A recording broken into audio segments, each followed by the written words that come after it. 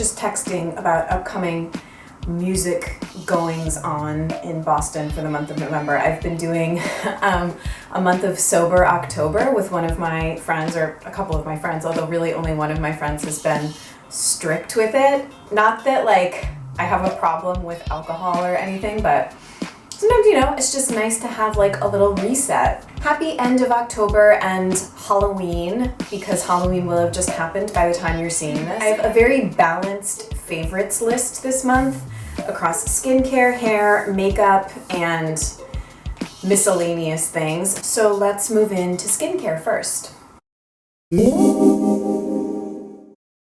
I've been really liking this fruit enzyme scrub from the brand Michelle Dermaceuticals. They're one of these brands I've known about them for a really long time. You can get them at Whole Foods. Vitacost sells them, and to me they're sort of like a step up from brands like Andalou Naturals and Acure.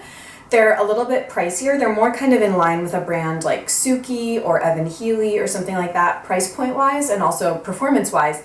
This full-size scrub came in one of the last Petit Vour boxes I got before I canceled my subscription. I have very little experience with chemical or enzymatic exfoliators. I generally just tend to use physical exfoliators like scrubs. So I think that something like this is probably similar to something like the Tata Harper resurfacing mask, which is also a chemical exfoliator, or for example, those First Aid Beauty facial radiance pads, which I haven't tried. But so I've always been a little afraid of them. I don't really know why.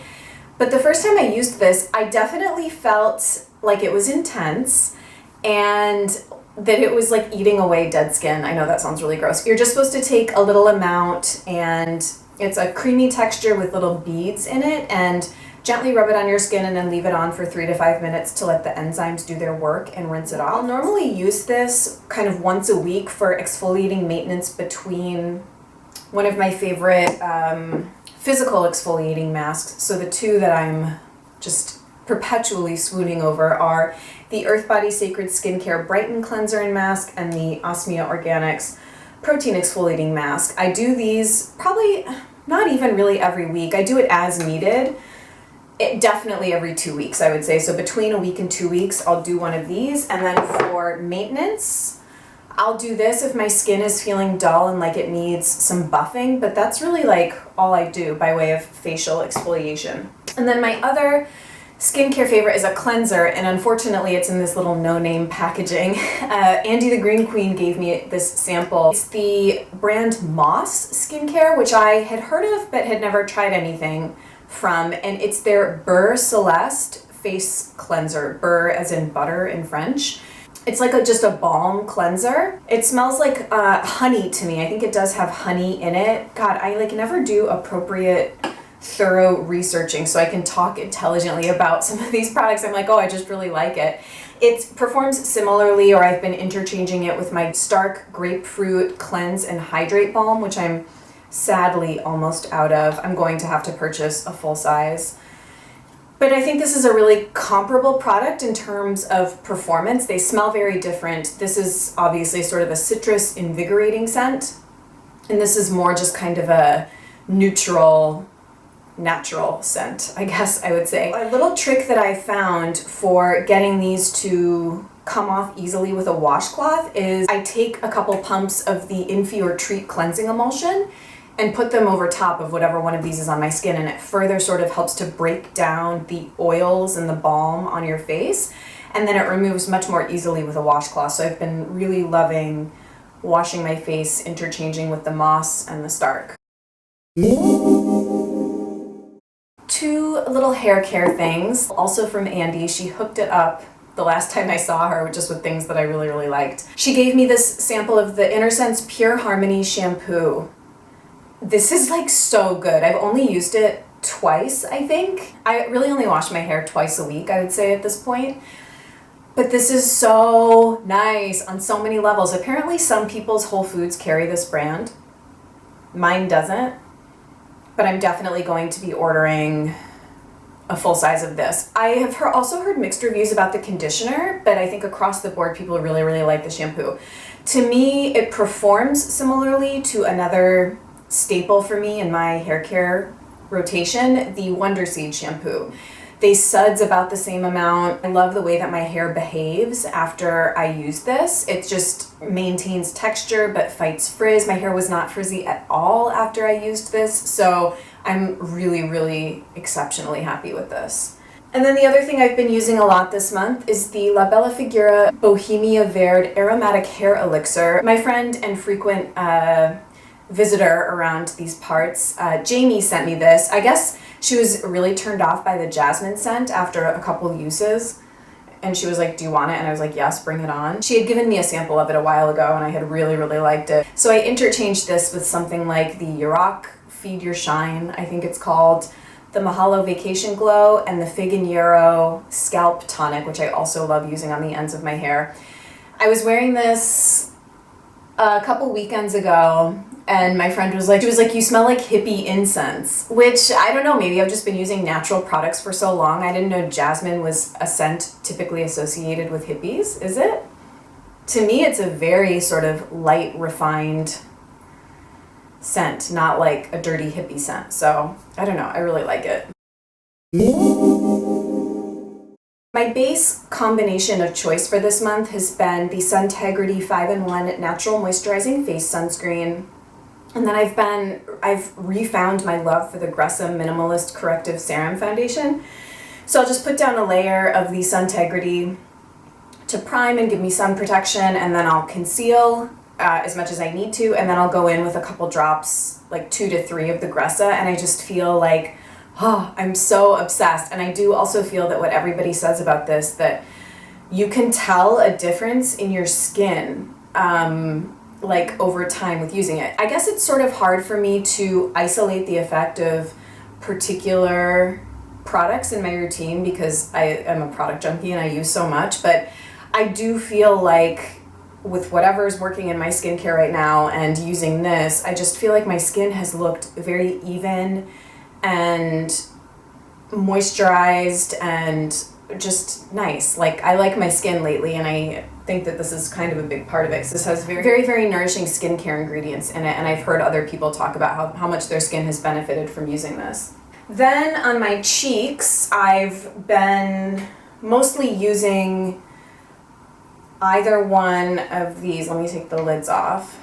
RMS Diabolique, obviously. So I did mention this in fall favorites, and I think in that video I was like, oh, I'll talk about it more in October favorites.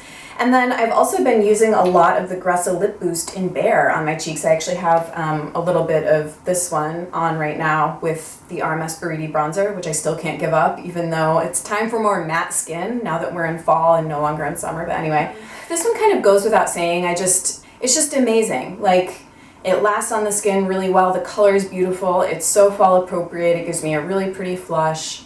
I don't know what else to say. It's just a staple for me, and I bust it out every fall.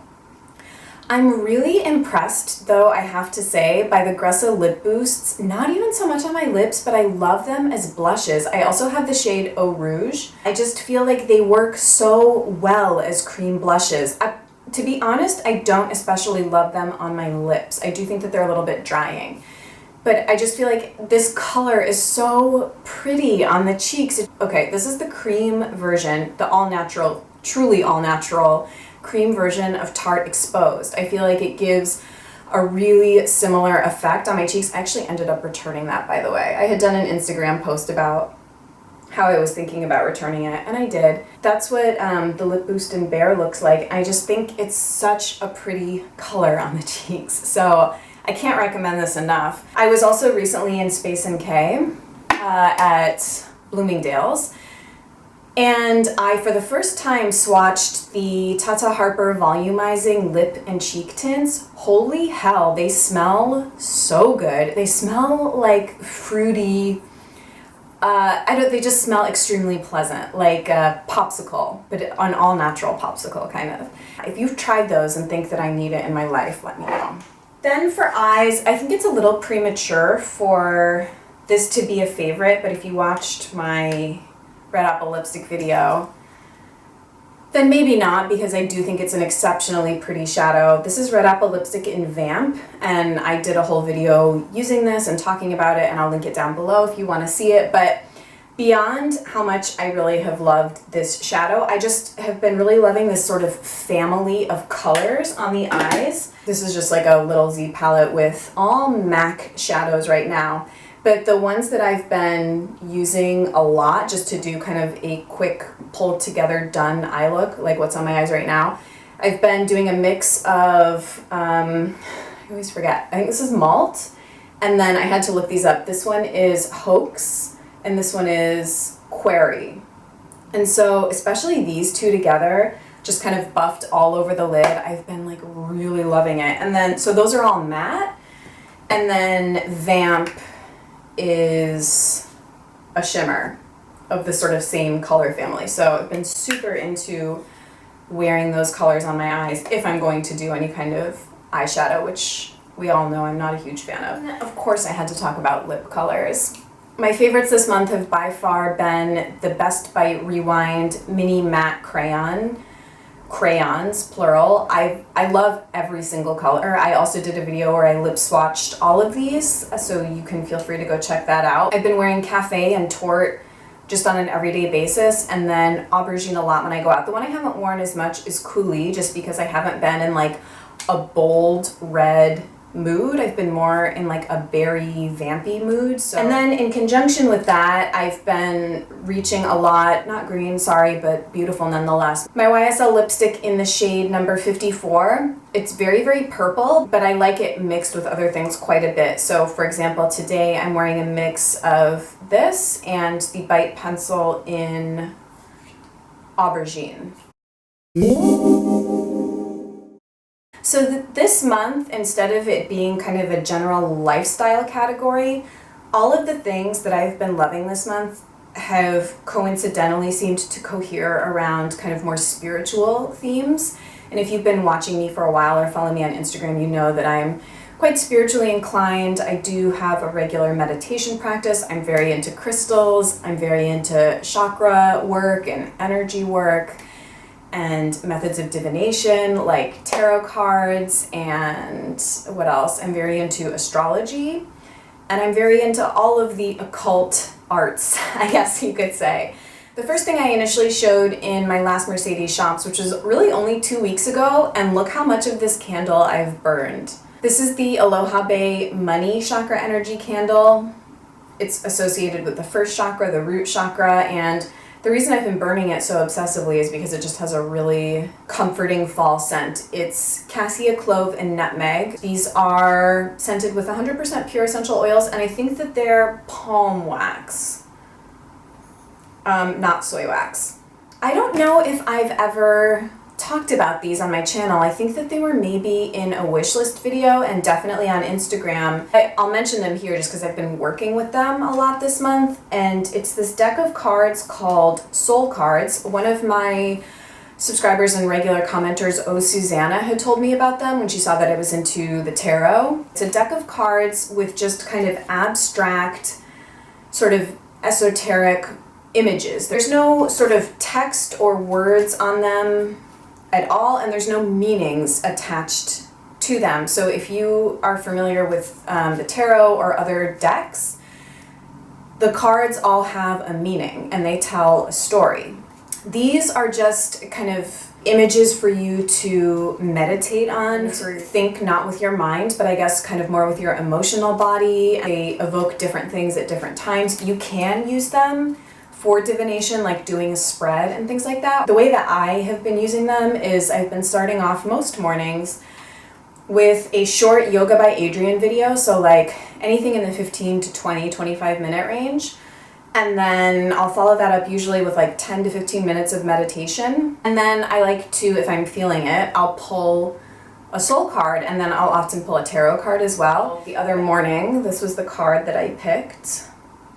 I'll just kind of sit with the image a little bit and see how it makes me feel, and then I'll put it somewhere in my living space for as long as I feel like connected to the energy of the card. Am I sounding like a freak to you yet? I, this month, finished a book that I had been reading. It took me like a couple months to get through, but it's called The Surrender Experiment by Michael Singer, and he is the guy that wrote The Untethered Soul, which I'm actually rereading right now. I read this kind of around this time last year, and it kind of like changed my life in this sort of like quite profound way. Highly recommend this if you're, again, kind of on the spiritual path and interested in that kind of thing. But this, I really enjoyed reading, having already read The Untethered Soul, because this is kind of more about the untethered soul in practice and how Michael Singer's life unfolded in a way that he gained the particular awareness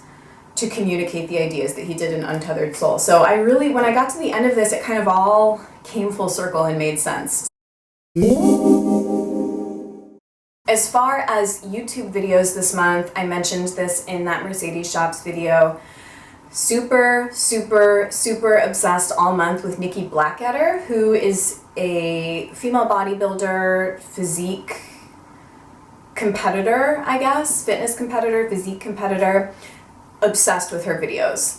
I will say a couple of quick things though, if you already watch her or are going to watch her. She's excellent for getting new ideas about working out. I mainly watch her for exercise form and different ways to superset exercises and like all of that. However, I could not disagree with her more in terms of the way that she nourishes her body, and I know that the bodybuilding industry is not about health. They are about being lean and appearance and physique, but I would never eat the way that she does or take the supplements that she does. I don't think, although I did kind of mention in that last video that I was getting sort of potentially interested in Cellucor as a workout enhancer. And I think for now I've tabled that in my own mind just because there's so many nasty ingredients in that stuff and I can't really bring myself to do it. And nor do I really want to look like super ripped, super lean. I just want to be in shape and toned, basically. One other quick mention, I also stumbled on a channel that I think has put together some really nice inspirational videos. It's called, I think it's pronounced Matua's M. The friend that sent me the chakra cleansing video had sent me the Matua's M video called Unbroken, and I like totally had a meltdown watching it in my room one morning. I'm very emotional, but I just thought that they were like nicely put together, and I went and subscribed to his channel, and I've been watching some of the other ones when I feel like I need a little positivity boost. If you're one that's, you know, gets very emo about like people surpassing the odds to accomplish, you know, what people think is impossible, then you would really like these videos. Lastly, music, just two quick things to steer you in the direction of. I discovered a Turkish deep house producer that I had never heard of by the name of Evren Ulusoy, I think that's his name. Just sort of very classic, I guess I would almost call it like traditional deep house, very melodic, very layered, very synth heavy, very deep feeling. And I downloaded probably 3 or 4 tracks and I've been listening to them all month. So I'll link them down below. And then there was a new release off a label that I follow called Lost My Dog.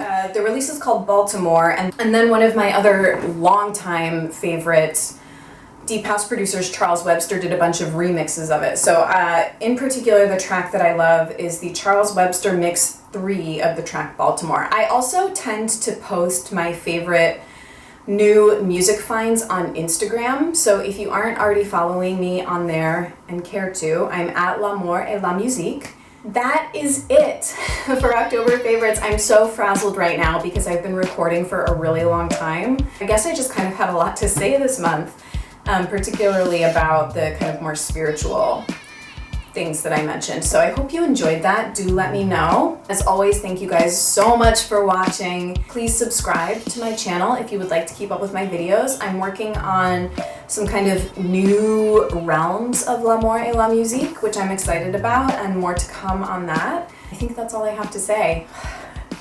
I'll see you guys in the next one. Bye.